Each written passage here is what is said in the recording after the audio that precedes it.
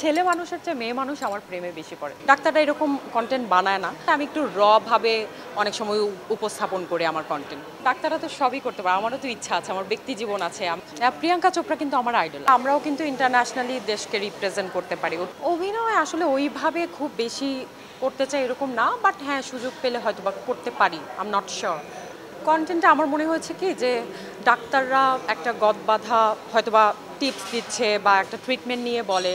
আমার মনে হলো যে আমি যদি খুব সরলভাবে বুঝিয়ে বলি তাহলে হয়তো অডিয়েন্স খুব তাড়াতাড়ি কানেক্ট করতে পারবে।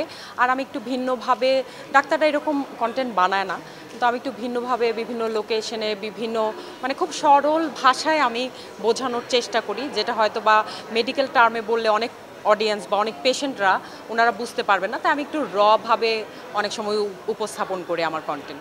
ডাক্তারদের অবস্থা বাংলাদেশে খুবই খারাপ। একটা ডাক্তারের বেতন খুবই কম, যেটা একটা ড্রাইভারের বেতনের চেয়েও কম। এটা আমি সবসময় বলি। এত কষ্ট করে 5 বছর পড়াশোনা, এক বছর ইন্টার্নশিপ, তারপর পোস্ট গ্র্যাজুয়েশন আছে। তো এই এমবিবিএস করার পর একটা ডাক্তারের বেতন কত হয় জানেন? 20,000 টাকা। সো আমি মনে করি যে আমাদের দেশে কোনো গলা কাটার ব্যাপারটা সেটা ভিন্ন ব্যাপার, যেটা আপনি বলছেন যে হ্যাঁ, অনেক সময় অনেক ট্রিটমেন্ট এক্সপেন্সিভ। কিন্তু আপনি যদি চিন্তা করেন আমাদের দেশে ওষুধ কত, মেডিসিনের কথা আমি বলছি, মেডিসিন কত সস্তায় পাচ্ছেন আপনি। হয়তো 10 টাকায় নাপা পাচ্ছেন, 5 টাকায় গ্যাসের ট্যাবলেট পাচ্ছেন। বিদেশে কিন্তু এটা আরও অনেক বেশি এক্সপেন্সিভ। তো আমাদের দেশে আমার মনে হয় যে ট্রিটমেন্ট থেকে শুরু করে, এবং সবচেয়ে বড় কথা আমাদের দেশের ডাক্তাররা অনেক ভালো।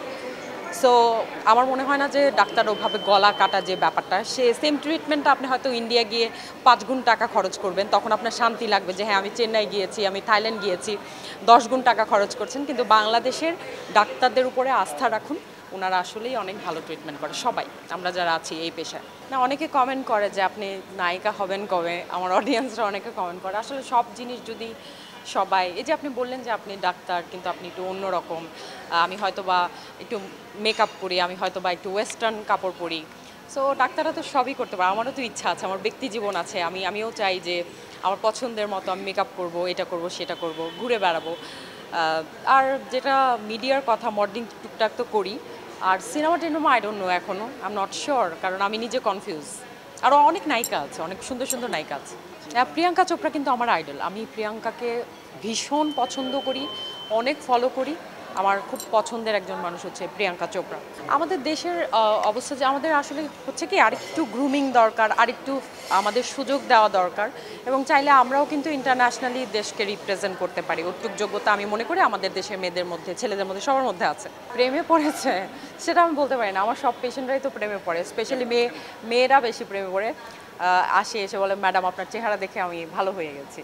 তো ছেলে মানুষের চেয়ে মেয়ে মানুষ আমার প্রেমে বেশি পড়ে। বিভিন্ন জায়গা থেকে অনেক পেশেন্টরা আসে আমার কাছে যে আমি দেশে আসবো, বছরে একবার আপনার কাছে এই জিনিসটা করাবো, কারণ আমাদের দেশে অনেক এক্সপেন্সিভ। আমাদের দেশে একটা ছোটোখাটো জিনিস করতে $5,000 $10,000 লাগে, সেটা বাংলাদেশে অনেক চিপ। যেমন বোটক্স, ফিলার, যেটাই বলি না কেন, অনেক কিছু অনেক চিপে পাওয়া যায়। সো এরকম আমার অনেকগুলো পেশেন্ট আছে, ওনার বছরে একবার আসেন, এসে তারপরে হচ্ছে ট্রিটমেন্ট নিয়ে যান। সো আর নায়িকাদের যে ব্যাপারটা, সবার আসলে সচেতন হওয়া উচিত। আপনাকে